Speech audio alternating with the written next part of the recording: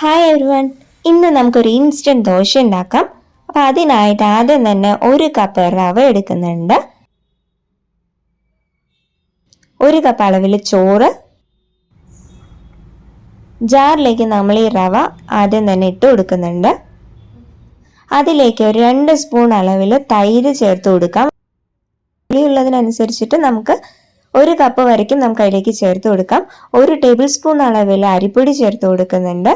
പിന്നെ നമ്മുടെ ചോറും ആവശ്യത്തിന് ഉപ്പും ചേർത്ത് നന്നായിട്ട് മിക്സിയിലിട്ട് അരച്ചെടുക്കുക.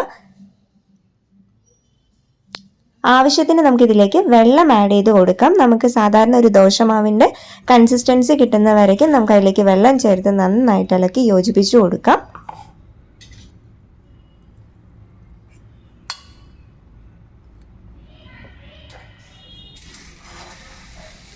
നല്ല ക്രിസ്പി ആയിട്ടുള്ള ദോശ ഇതുപോലെ ഇങ്ങനെ ഉണ്ടാക്കിയെടുക്കാം. വെറും 5 മിനിറ്റിൽ നമുക്ക് മാവ് റെഡിയാക്കാൻ പറ്റും. എളുപ്പത്തിൽ ഉണ്ടാക്കാൻ പറ്റുന്ന ഒരു റെസിപ്പിയാണിത്.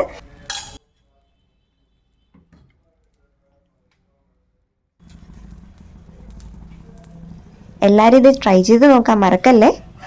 ഇഷ്ടമായെങ്കിൽ കമൻറ്റ് ചെയ്യാം.